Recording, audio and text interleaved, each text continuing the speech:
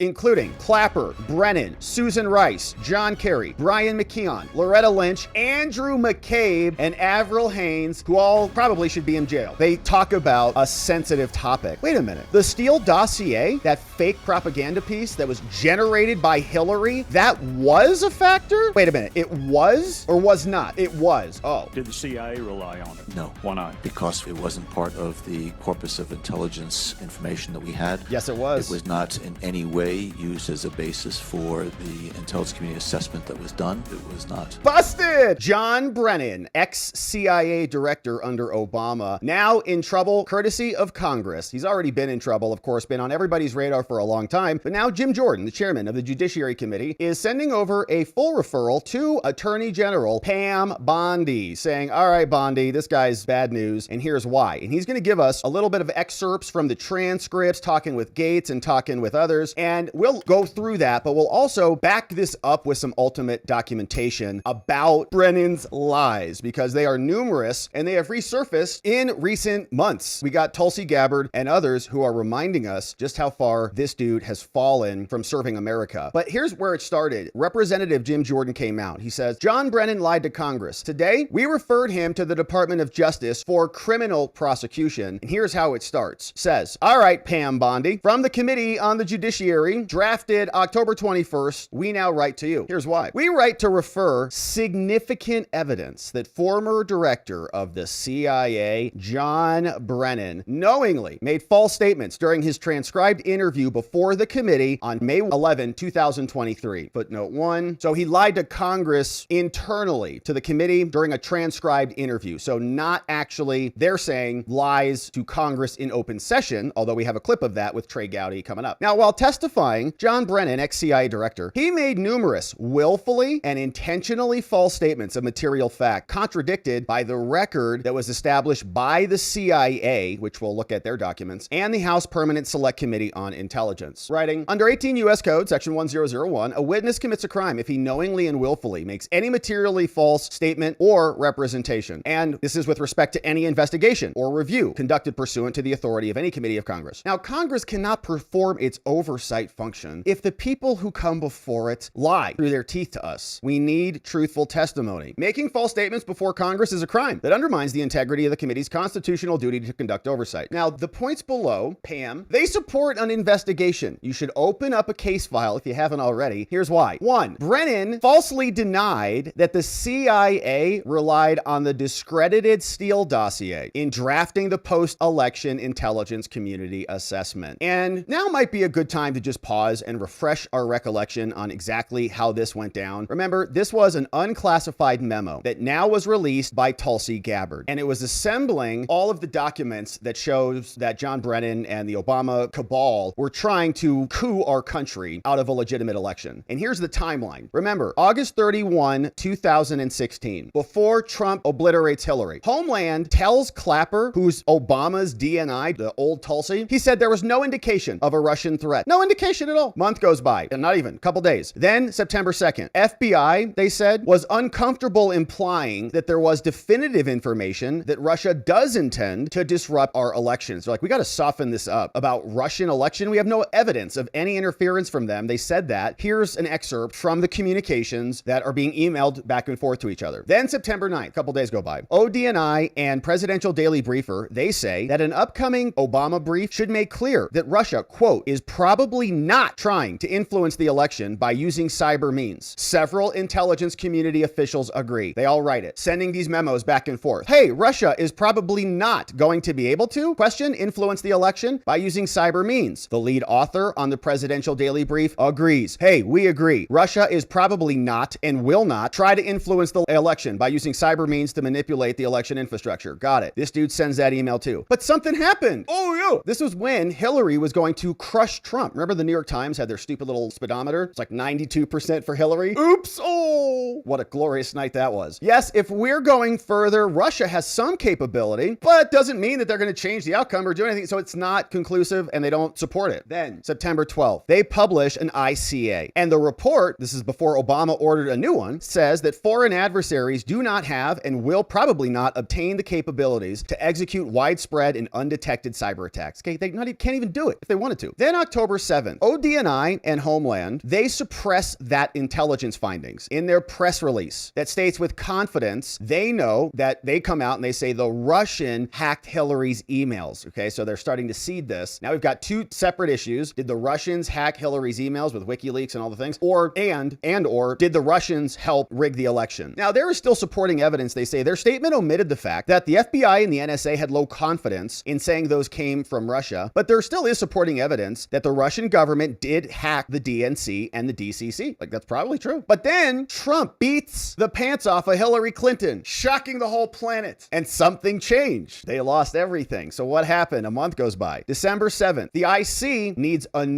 is working on a new brief for Obama, examining the impacts of the election. So then Clapper, the old Tulsi, develops talking points based on those findings. They said this, quote, foreign adversaries did not use cyber attacks on election infrastructure to alter the election. We have no evidence of cyber manipulation of election infrastructure intended to alter the results. On 12/7, these are in the emails. Send these over. Wait, there's no evidence. The Russians didn't do anything. So then on December 8th, though, day goes by, IC officials discuss the draft, and it finds in the draft that the Russian and criminal actors did not impact recent elections by conducting any malicious cyber activities against infrastructure. They say, we're going to publish that over for Barry to read this. Then they're going to publish it the next day. So, well, let me think about this. They say, due to high administration interest, this piece is scheduled to run tomorrow. A few hours later, though, after initially co-authoring this, the FBI, led by James Comey, inexplicably withdraws from coordinating on the product and says, we're going to draft a dissent. The FBI says, no, we have to pull out. We don't agree with that, so don't release that assessment. So the assessment says Russians didn't do anything. It's about to go out. Comey comes back and says, well, maybe the Russians did do something. Later in the afternoon, they said, FBI will be drafting a dissent. Please remove our seal of annotations of co-authorship. Later that afternoon, briefer then kills the brief based on, quote, some new guidance. The post-election brief, which once again said that Russia did not hack the election, but basically the 12/7, 12/8 new brief was never published because Comey got his fat, grubby fingers in there. Now, all based on new guidance, we're going to push this publication back next week because it would be devastating to our upcoming coup attempt, which was going to allege that the Russians stole it from Hillary. So they could either disqualify Trump and install Hillary or dog Trump the entire first term. So then, remember, they pull the brief on 12/8 and it doesn't go forward. We come back on 12/9. Then they all gather around for this little scam coup meeting. Obama White House gathers top cabinet officials, including Clapper, Brennan, Susan Rice, John Kerry, Brian McKeon, Loretta Lynch, Andrew McCabe, and Avril Haines, who all probably should be in jail. They talk about a sensitive topic. Look at all these people, all in the room, including John Brennan. Isn't that fun? Now here, after the meeting, in an email titled POTUS tasking, then Clapper orders his assistant, because he doesn't want to send it from his email. He's like, oh, this is bad. We're trying to rig all of America right now. So he says, can you just send this email? She's like, sure, what is it? He's like, oh, nothing, just a routine memo.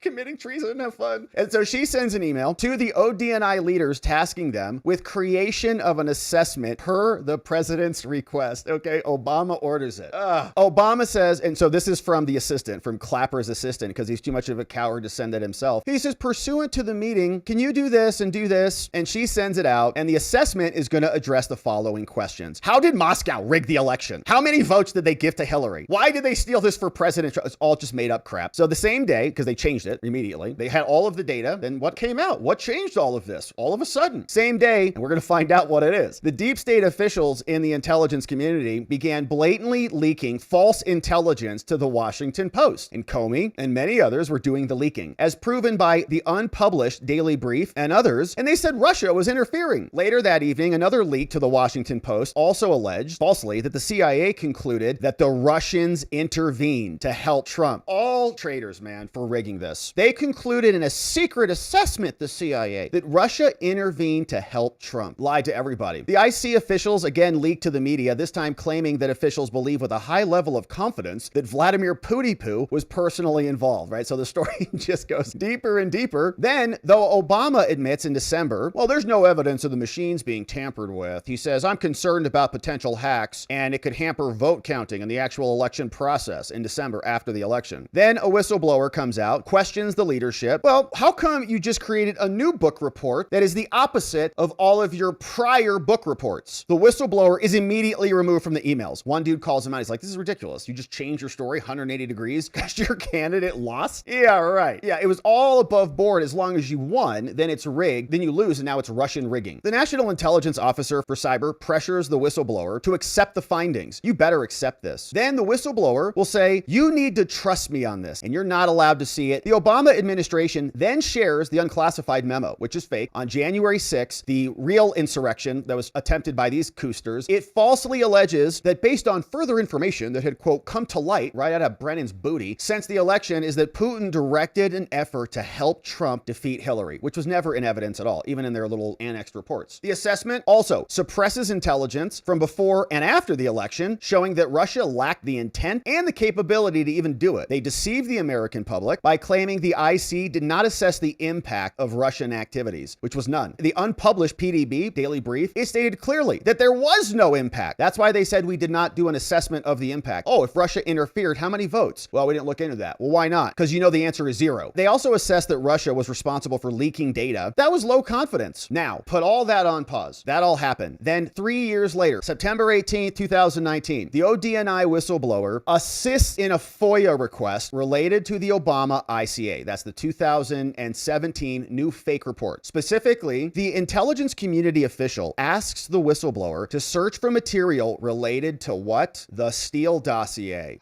That's the fake Hillary Clinton campaign propaganda that was made up by Christopher Steele and then shoveled to the media by guys like Mark Elias and Michael Sussman, who were working for Perkins Coie at the time via Fusion GPS. They got the report, and then Sussman went over to the FBI and tried to feed it to them while saying to the media, the FBI is looking into this. Media, you should write about it, because they're just scammers, in my opinion. Says they were asking about this. Wait a minute. The Steele dossier, that fake propaganda piece that was generated by Hillary, that was a factor? Wait a minute. It was or was not? It was. Oh, this revelation shocks the whistleblower. They said, what? It was? Who had been told by Clapper that no, he viewed the Steele dossier as untrustworthy. So what happened with that document? Oh, yes. Remember this email. Shelby believes this should be responded to by the NIC as the dossier was a factor in the 2017 ICA on the election interference, in which an assessment of the document was added as an annex. Remember the classified annex. So it existed as part of it, and it was relied upon by all of the other people to come to their fake conclusions based on a summary of the Hillary Clinton campaign propaganda. It's like the game of telephone, right? You see the kids play it. By the time it goes from one person to the other person, somebody's committed a felony. You know the game. And now they're getting called out on it. And when Brennan was asked about it, and all this is documented, these are emails and internal messages, they recall learning, yep, the Steele dossier was shoved in this because they needed something. They have no evidence. So they went and got the best thing they had, which was Hillary Clinton campaign propaganda, and just buried that and then referenced the study and it's all compartmentalized. Then the reports come out. It's not in there specifically, but it led to their conclusions that they can't talk about because it's all classified. It's a total scam. So now they're getting busted. It's in their emails. They knew it was completely untrustworthy. And this is why Brennan is getting a criminal referral. Okay, he was all involved in this, asked about this, and he lied through his teeth about it. They write, on January 6, 2017, the CIA, the FBI, National Security Agency, they published a declassified version of an ICA. It said, the ICA stated, among other things, that Russia developed a clear preference for Trump and aspired to help him win the election.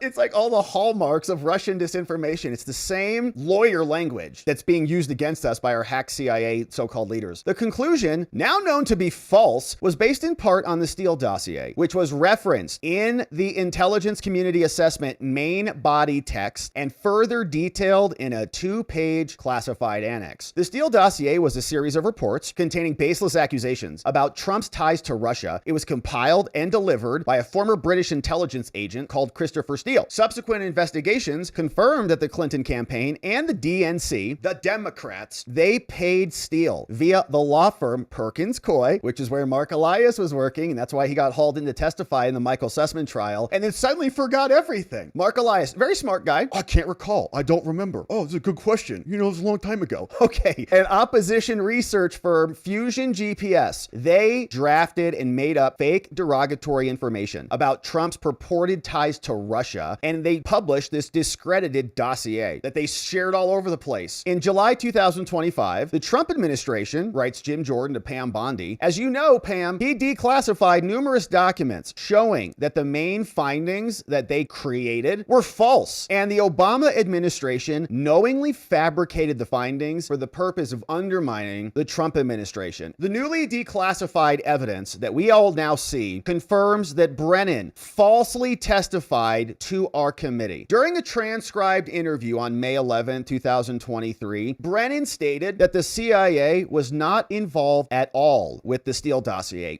Liar. He testified he was talking to Matt Gaetz. Shout out to Matt Gaetz. Matt Gaetz says, all right, John. So the fact that the DNC was providing the financing for the Steele dossier's development doesn't give you concern that it might be partisan since the Democrats, paid for it? Brennan says, again, that was happening back in 2016. I understand how you were able to tie this to my reference to my expertise, but I don't see how it has any relevance to the Hunter Biden laptop issue now. He just wants to talk about the laptop. Because remember, Brennan also signed that lying letter from those 51 morons, the intelligence community experts who said Hunter's laptop, which is as real as anything you've ever seen, too real. You can almost smell it through the screen. It's how disgusting it is. But he lied about that and all the hallmarks of Russian disinformation. And the CIA rigged that too, man. The CIA had paid contractors who signed that letter. They had pre-publication approval of that letter. They ran that up the flagpole over there and they gave permission to publish that thing. So some CIA goons in HR approved it. And they also used the building. And then the CIA came out. If you're a contractor, you've got access to that. And there's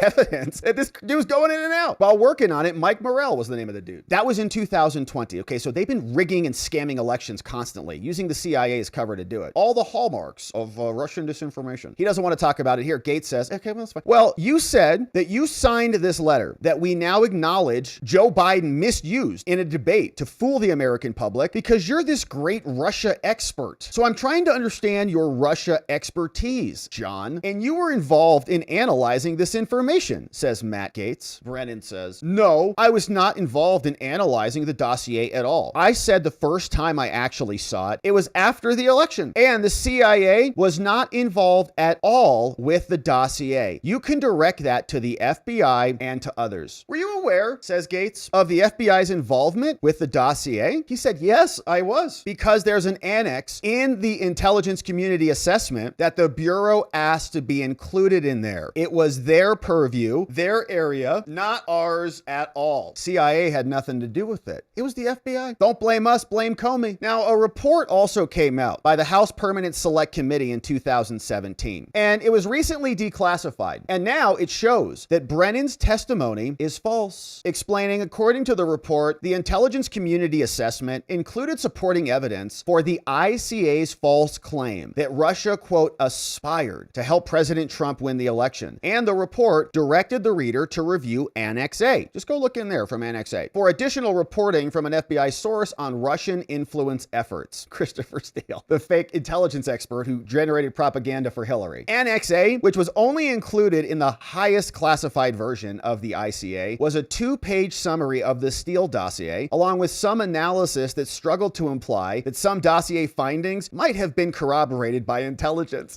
It's just like some gobbledygook. It's not actually the dossier, it's a summary of the dossier. And we're going to reference that's highly classified that nobody can read as support for the main stuff that everybody can read. Well, what is it in there? Don't worry, it's a classified FBI annex. We have to protect our sources and methods, and they have a secret source in there, but you can trust us. No, it's fake Hillary Clinton propagandists. The CIA officer who served as the lead author of the ICA told the House Permanent Select Committee on Intelligence that he drafted Annex A. The CIA CIA wrote that. They didn't just attach the dossier and say, well, the FBI wanted us to just attach this, go look at it. No, the CIA officer processed it, told that to Congress in coordination with the FBI, and then shoved it into the annex. CIA says, well, we did it. And FBI saying, yeah, they did it. We worked together on it. Ultimately, according to the documents now declassified by Trump, the decision to incorporate the information from the Steele dossier was jointly made by the directors of the FBI and the CIA. Comey and Brennan. Arrest them. Comey's already in trouble. A senior FBI analyst confirmed this fact as well. FBI's pointing their fingers back, telling the House committee that after debating for several days on whether to include the dossier, upper levels at the FBI and the CIA decided to put it in. They had to put it in. They have nothing if they don't add that and hide it. The whole report is just kind of dragging anyways. It's still pathetic, even with that reference, but it delegitimizes the credibility of the whole thing, obviously. So they had to bury it in an annex. Brennan's assertion that the CIA was, quote, not involved at all, it's wrong. With the Steele dossier cannot be reconciled with the facts, says Jim Jordan. As the newly declassified documents show, a CIA officer drafted the annex containing a summary of the dossier. CIA processed the Hillary campaign propaganda. Brennan made the ultimate decision, along then with FBI Director James Comey, to include the information in the dossier in the ICA. And as discussed further below, Brennan even overruled senior officers who objected to the inclusion of the dossier material because it was campaign scam material. Here's more. Jim Jordan was asking some questions. Brennan falsely testified that when he told the committee the CIA opposed including the dossier, he says this: Brennan testified that the CIA was very much opposed to having any reference or inclusion of the Steele dossier in the ICA. He testified during their depot. Chairman Jim Jordan says, all right, John, listen. Who'd you learn about the Steele dossier from? And how'd you learn about the dossier in December? Brennan, ex-CIA. Well, I received a copy of it from the FBI when they were wanting to have a summary of that document. So he's blaming them, liar. Attached to the intelligence community assessment that was done. We didn't do it. This was before we went to Trump Tower and briefed Donald Trump when Jim Comey was going to talk to Donald Trump about the contents of that dossier. And the CIA was very much opposed to having any reference or inclusion of the Steele dossier in the ICA. And so they sent over a copy of the dossier to say this was going to be separate from the rest of that assessment. And that's when the CIA was given formal access to it, and they reference it from their deposition. Now, it continues. And obviously that is a lie from the prior documents that we just saw. And Chairman Jordan continues. He says, this claim is contradicted by multiple sources that reveal Brennan's support for including the dossier. According to another CIA memo, declassified by the Trump administration, which I have queued up, when two CIA mission center leaders confronted Brennan with specific flaws in the dossier, Brennan disregarded their concerns. Quote, appearing more swayed by the dossier's general conformity with existing theories. Brennan later formalized that position in writing. He said, my bottom line is that I believe the information warrants inclusion in this report. It's Hillary Clinton fake campaign propaganda, but he wants it in there because if it's not in there, there's no basis on which to make the rest of their arguments. Similarly, the House committee report notes that when senior CIA officers demanded that Brennan actually remove the Steele dossier from the assessment, Brennan, quote, refused to remove it. When officers presented evidence of the dossier's, quote, many flaws, Brennan responded, yes, but doesn't it ring true? Doesn't it sound true? Like Trump would go urinate on a mattress in Russia? What? Ultimately, Brennan, quote, had to order the dossier included over the objections of the CIA professionals. Now, as the newly declassified documents demonstrate, Brennan eagerly wanted to include information from the dossier, a fact Brennan himself even put in writing. It all contradicts Brennan's testimony. He said to Congress, the CIA was very much opposed to including the Steele dossier, and he spoke for the agency. He spoke for the CIA. He says, we didn't do it, but they did. Now, he also lied during a hearing in 2017. We do have this clip. On May 23rd, during the hearing, Brennan falsely asserted that the Steele dossier was not in any way used as a basis for the intelligence assessment that was done at all. Here's the clip with Trey Gowdy and John Brennan back in Congress. Did the CIA rely on it? No. Why not? Because it wasn't part of the corpus of intelligence information that we had. Yes, it was. It was not in any way used as a basis for the intelligence community assessment that was done. It was not. Busted! All right, so he'll say, well, no, it's just a disclaimer. You know, we just added it in there and we included it just like, I guess, just for fullness. And it had no basis on the underlying analysis that we came up with that was all fake. I don't think that that is going to hold water. Why'd you put it in the report if it didn't matter at all? Why'd you reference it as an annex? And you clearly knew about it. James James Comey was beating you over the head with it, and you also communicated multiple times with other people at the CIA who said, please don't put this in there. It's not following the analytical tradecraft principles. And he did it anyways because he needed it. Without it, there's nothing there. What are they going to say? The report is meaningless. So they had to add it in, and he was desperate to do it. Now he's getting caught. So we're happy to see it. And here was more from Brennan. Here's just another lie coming right out of this dude over from February 2018. He says, Brennan talking about the Steele dossier, saying it has no role at all in their assessment. Watch how shameless these people can be, lying through their teeth right on cable news. When did you first learn of the so-called Steele dossier and what Christopher Steele was doing? Well, it was not a very well-kept secret among press circles for several months before it came out. And it was in late summer of 2016 when there were some individuals from the various U.S. news outlets who asked me about my familiarity with it. And I had heard just snippets about it. I did not know what was in there. I did not see it until later in that year. I think it was in December. But I was unaware of the provenance of it as well as what was in it. And it did not play any role whatsoever in the intelligence community assessment that was done, that was presented to then President Obama and then President-elect Trump. Yes, it did. Otherwise, you wouldn't have included it in the report. Many people were objecting to it being included, and you overruled them because you had to serve up Obama a big spicy meatball, and you had nothing else because the Russians didn't interfere with the election. Your own intelligence agencies were saying that from the beginning. They may have bought ads or something like that, but they had no capability to actually impact it. And they did not actually impact it. Otherwise, you guys would have come up with a number. If there was an impact, well, how many votes was it? How many states did they swing for Trump? What's your conclusion on the ultimate outcome? But they didn't want to do that because they know that number was a big fat zero. And now they're all under scrutiny after these declassifications have hit. And we're hopeful to see him be the next domino to fall. And there's an interesting little thing happening here. I mean, they're stronger if they are unified, but you can see what was happening here. Like Brennan was pointing the finger over at Comey, which incentivizes Comey to point the fingers back at Brennan. Now Bolton comes into play. Then you get a couple others in that room indicted. And now you start to ask yourself, who's going to flip and turn on everybody else? We're looking forward to it. It's like Traitor Survivor or something. And we're going to be here for it. Next indictment, hopefully coming soon. Thanks for subscribing and joining as we continue here.